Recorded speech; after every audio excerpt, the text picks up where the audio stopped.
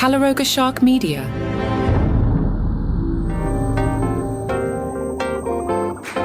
Hi there, I'm Johnny Mac with your Daily Comedy News, a daily briefing on stand-up comedy comedians in the comedy industry, which is a sentence the algorithm apparently loves, so I'll keep saying it.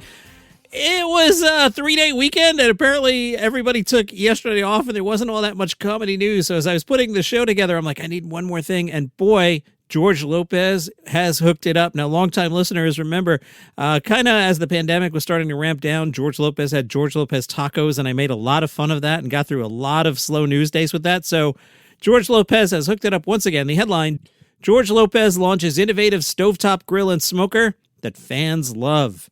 I promised you yesterday. Yesterday was very political. I said today I would try and make today fun, and I will try and make today fun. I do have one thing I need to do at the end, but we'll do that very last. From Parade Magazine, comedian George Lopez surprises fans with the invention of his own stovetop barbecue grill and smoker, showcasing its unique design and functionality on Instagram. Parade tells us if you've been wondering what George Lopez has been up to, you might be surprised to learn the world-famous stand-up comedian has been cooking up something special behind the scenes. There's a video. Should we listen? Let's listen.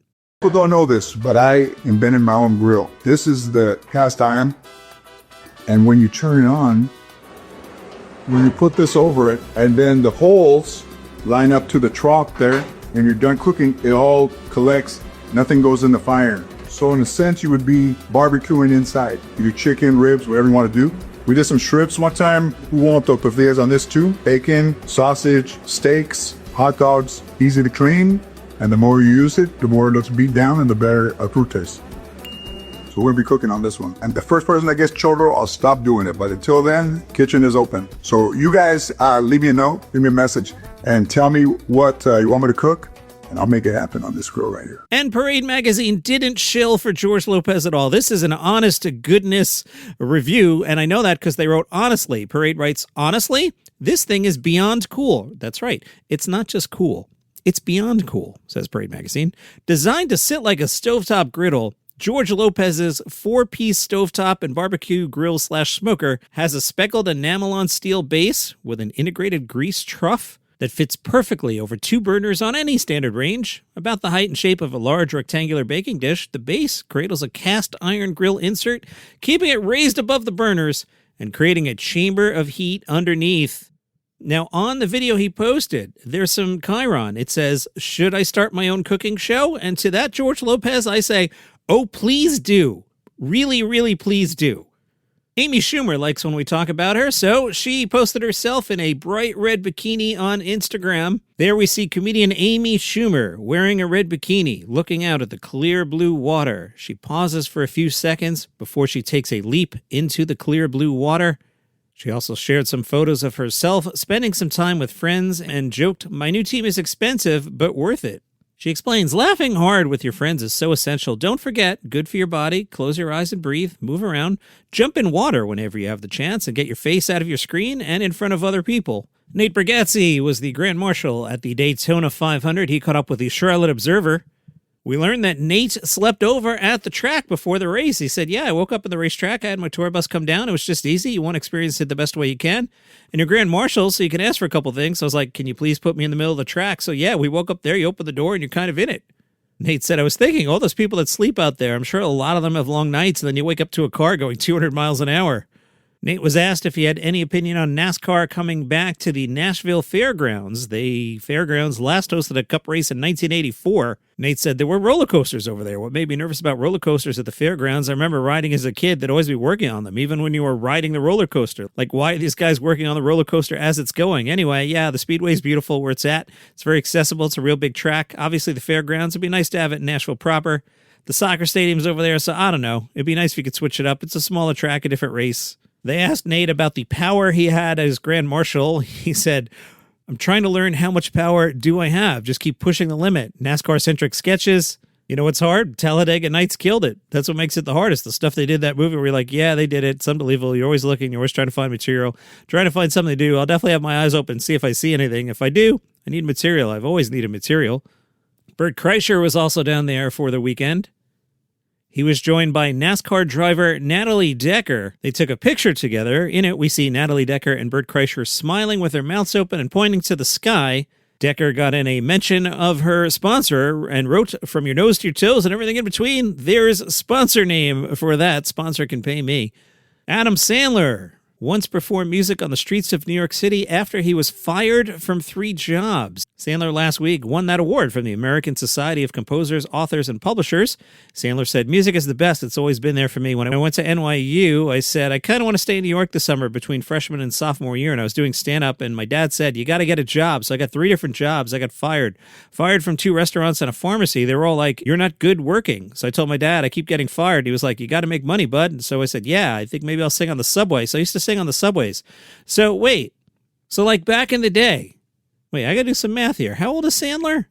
Sandler's 59, so he's 3 years older than me. So when he was in college, I was in high school, and I commuted via subway to high school. You mean to tell me when I was trying to just like get to school, and there was some idiot singing in the subway? I hate those guys because they're in the way. This is New York City. Move. So the idiot singing in the subway could have been Adam Sandler? Oh, now it all makes sense. I probably have some subconscious hatred of this man going back to like me wearing a blazer and tie in 1987, just trying to get to school. And there's this idiot singing stupid songs in the subway. Sandler explained, you take your guitar case, opened it. This was before they assigned places. I used to randomly just go to different spots and play guitar. Get out of the way.